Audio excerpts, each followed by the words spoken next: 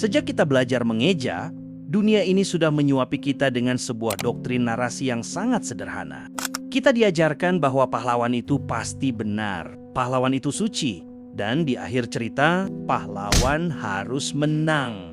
Itu adalah skenario yang nyaman. Itu adalah dongeng pengantar tidur agar kita percaya bahwa dunia ini aman dan adil. Namun, seiring waktu berjalan, seiring kamu beranjak dewasa dan mulai merasakan pukulan demi pukulan dari realita, narasi itu mulai terasa hambar. Bahkan, bagi sebagian orang, narasi itu terasa palsu dan manipulatif. Sosok pahlawan dengan jubah cerah dan moralitas sempurna itu mulai terasa asing bagimu. Kamu mulai bertanya-tanya, kenapa dia selalu beruntung? Kenapa takdir selalu memihaknya? Dan di saat yang bersamaan, pandanganmu bergeser ke sudut gelap, ke arah sosok yang kalah, yang hancur, dan yang marah. Sosok sang villain. Pernahkah kamu merasa saat si penjahat mulai berpidato tentang rasa sakitnya atau tentang betapa busuknya masyarakat, hati kecilmu justru berbisik, ternyata ada benarnya. Jika iya, tenang saja. Fenomena ini memiliki penjelasan psikologis yang dalam, yang membuktikan bahwa caramu memandang dunia jauh lebih kompleks daripada sekedar baik dan buruk. Ada alasan kuat mengapa otakmu memilih berpihak pada mereka yang dianggap jahat. Secara psikologis, ini terjadi karena adanya pertemuan antara logika yang sinis dan perasaan yang terluka. Kita bisa membedahnya melalui dua spektrum. Pertama, dari sisi logika atau logical cynicism, kamu menyukai villain bukan karena kekejamannya, tapi karena mereka menawarkan solusi yang realistis, bukan janji manis. Pahlawan seringkali berjuang mempertahankan status quo atau keadaan dunia saat ini. Tapi, bagi kamu yang sadar bahwa sistem dunia ini rusak dan penuh ketimpangan, tindakan pahlawan itu terlihat naif. Disinilah karakter seperti Thanos menjadi masuk akal bagimu. Orang awam melihatnya sebagai pembunuh, tapi kamu melihatnya sebagai seorang yang berani mengambil keputusan sulit demi menyelamatkan semesta dari kehancuran sumber daya. Kamu menghargai kebenaran yang pahit daripada kebohongan yang menenangkan.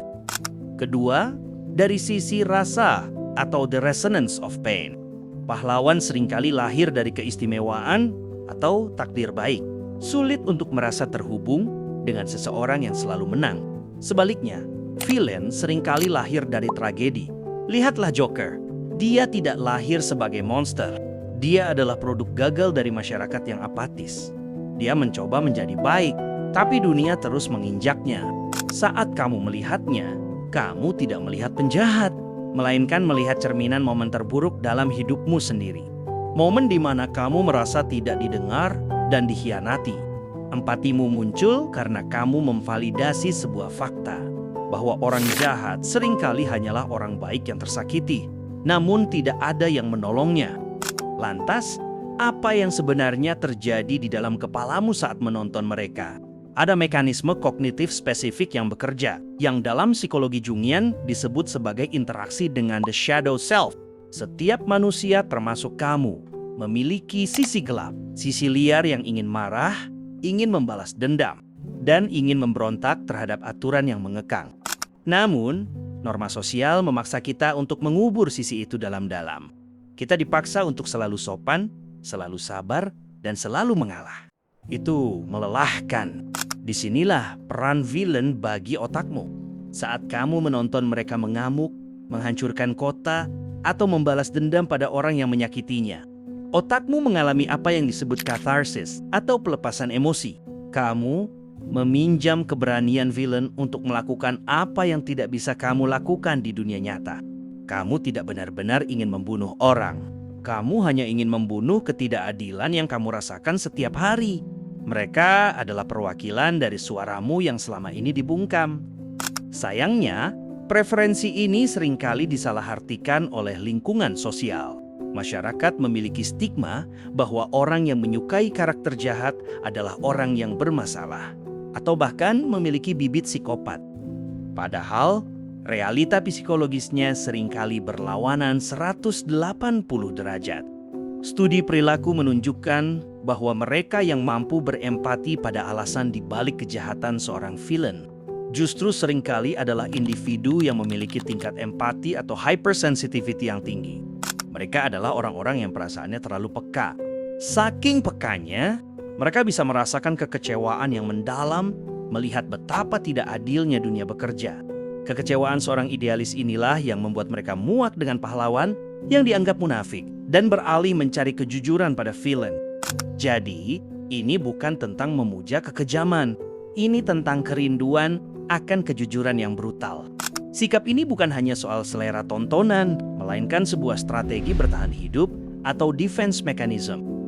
Selain itu, ada keuntungan psikologis terselubung yang kamu dapatkan dengan mengadopsi pola pikir seperti ini, yaitu perlindungan dari rasa kecewa. Dalam psikologi, ini mirip dengan intellectualization, dengan mengadopsi cara pandang villain, bahwa dunia ini kejam, manusia itu egois, dan pengkhianatan adalah hal yang wajar. Kamu sedang membangun benteng mental yang kokoh. Jika kamu hidup dengan asumsi pahlawan bahwa semua orang itu baik, kamu akan hancur berkeping-keping saat dikhianati. Tapi jika kamu hidup dengan asumsi villain, kamu tidak akan pernah kaget saat hal buruk terjadi. Dan jika ada hal baik yang datang, itu akan menjadi kejutan yang menyenangkan. Ini adalah cara otakmu meminimalkan dampak trauma di masa depan dengan cara menurunkan ekspektasi terhadap kemanusiaan serendah mungkin. Namun, kita harus adil. Setiap mekanisme pertahanan diri pasti memiliki harga mahal yang harus dibayar. Konsekuensi terbesar dari mentalitas ini adalah tergerusnya kemampuanmu untuk percaya atau trust issues. Ketika kamu terlalu dalam menyelami perspektif villain, kamu beresiko terjebak dalam moral nihilism. Kamu akan mulai melihat ketulusan orang lain dengan penuh curiga. Saat ada orang yang berbuat baik padamu, insting pertamamu bukan berterima kasih, melainkan bertanya, apa motif tersembunyi orang ini? Lama-kelamaan, ini menciptakan tembok isolasi. Kamu merasa paling mengerti tentang kebenaran dunia, tapi di saat yang sama, kamu merasa paling tersisih dari hangatnya hubungan antar manusia. Kamu menjadi pengamat yang cerdas, namun terjebak dalam keterasingan. Ini adalah kutukan pengetahuan. Semakin kamu paham betapa kotornya dunia, semakin sulit bagimu untuk menikmati keindahannya yang sederhana.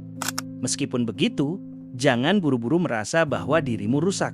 Jika kita tarik mundur ke perspektif evolusi manusia, tipe orang sepertimu sebenarnya sangat dibutuhkan oleh spesies kita.